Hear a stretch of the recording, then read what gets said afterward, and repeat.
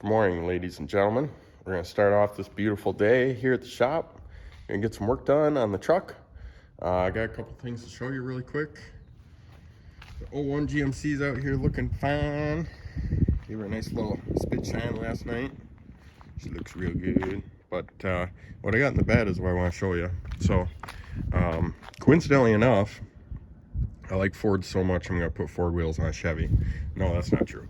But I found these Ranger wheels a little while ago for a screaming deal. And the tires are basically brand new on them. They're about 30-inch tires.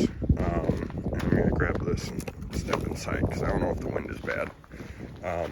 But anyways, they're about 30-inch tires. It's a 265/60/18. And funny enough, the Ford Ranger bolt pattern is the exact same as GM's 6x 5.5, and the hubs on the Ranger are just a little bit bigger, so they fit over the hubs. So I'm going to put those on the truck kind of as what I would say nice rollers. We'll run them a little bit and see how they handle or whatever. The other thing I want to show you really quick is we got a couple things from Evil Energy. I'm going to zoom out here because my camera skills are not the best. Here is a set. I think this was about like 60 or 70 bucks. It's 16 feet of PTFE fuel line and this is E85 compatible. So this is 8AN. It comes with a nice big old box, or big old bag, I guess you could say, of 8AN fittings. Got some, these are the coolest thing. And sorry, I gotta open this one-handed. So these are your SAE to 8AN fittings. So these, similar to your stock fuel system, attach right onto here on the fuel rail so that you can run 8AN lines all the way up to the rail. The other thing I got, I'll open super quick, is a 8AN 10 micron fuel filter. So this stuff is pretty affordable. Unfortunately, hate to say it, but it's not made in the place you want it to be made in, but it'll work on this truck for now. And plus, I was looking at Vibrant stuff, and when it's like 4 or 5 times the cost, and I don't even know if that's exactly the sizing I need for the project. I don't know if 8AN's too small or if it'll be sized right. So there could be multiple iterations of this setup, and so I didn't necessarily want to commit to $500 in fuel line just for it to be wrong. So we're gonna give that a shot today. My goal, I just went and picked this stuff up, a lock ring and a gasket, because my goal is to dig out the fuel tank wherever I ended up hiding it. And there it is. We're going to get the old sending unit out, get the tank cleaned up, and then we are going to potentially put the new sending unit in. So that'll be today's project. Got a couple hours to be here, and I'm hoping to get that done. I'll set you up on time lapse and check in later.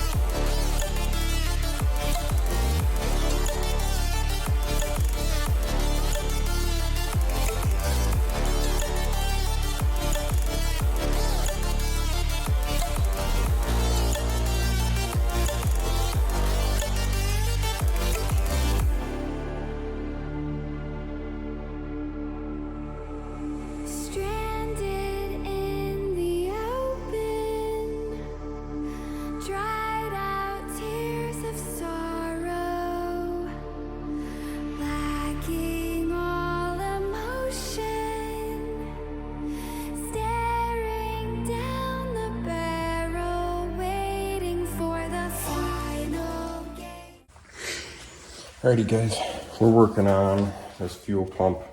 Here's the stock sending unit right here. This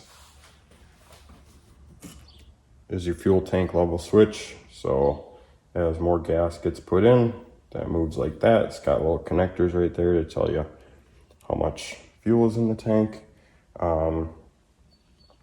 This is normally right here on the fuel pump, and it needs to be swapped over to this guy, which I just looked at the install guide and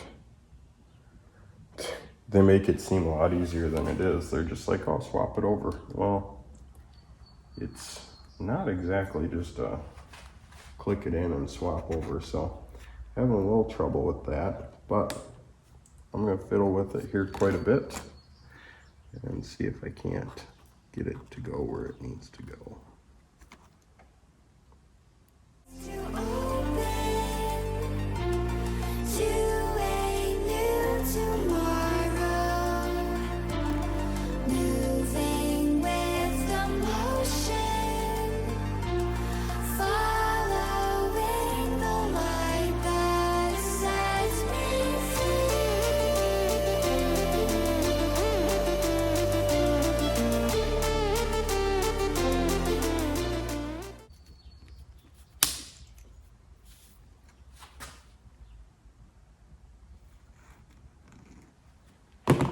Oh, that's not gonna work.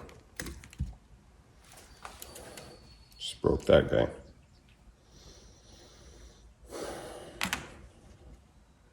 Dang it. Alrighty, well, looks like this guy just slides right in there. So I should be able to still install this and then just get a new one of these guys from the other pumps I got laying around somewhere. So probably should have done that first because I was twisting on it quite a bit, but you live and you learn.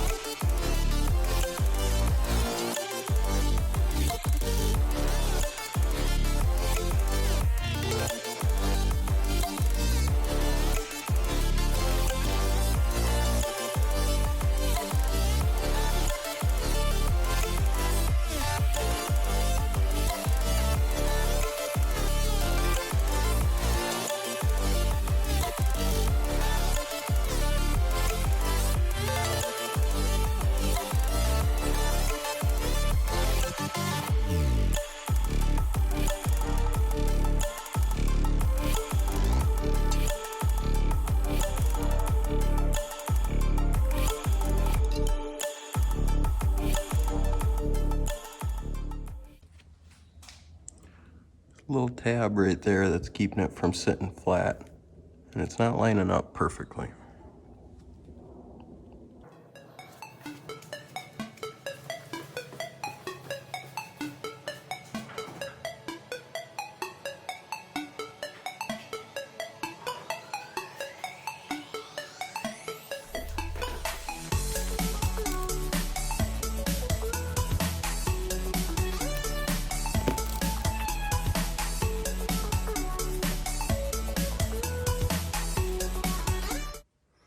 Alrighty, so I got this guy figured out right here. So that's all sitting down in there. Now the next thing that I'm having a little bit of fitment issue with, so you can see how the bottom down here is in that square and the top doesn't seem to want to be pushing through.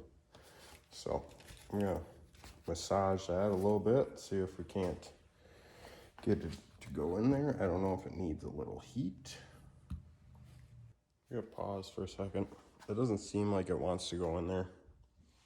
And you can see it's a little cockeyed right there. The bottom's in, but the top's not. And I would assume it's supposed to be flush because this guy is a little crooked right here. So I'm going to I'm gonna pause for a second so I don't break anything and see what I can figure out here. All right, so seem to be having a little bit of an issue. I was looking at it, thought maybe there would be enough room that just like a very fine file could get it into place, but when the front is in, the back is pretty far away from being able to snap in. So I'm not sure if this is wrong or if the bracket's wrong or what's going on. But anyways, I'm gonna stop with this right here today, just because I don't need to break anything, but I'm pretty sure that guy should have been back in place, but that's not right. So maybe I'll be reaching out to Huron Speed, who makes this, and see what they have for recommendations. But I think, unfortunately, unless I find a little something else to do, that's going to be it for today's video. It's good to find problems like this early on, because then we can get parts coming or whatever we got to do, and it won't hold us up. Projects like these aren't all bolt together easy peasy, so this is our first little roadblock. So that's where I'm going to leave it for today. Thanks for watching. Appreciate you guys. Stay tuned till the next one.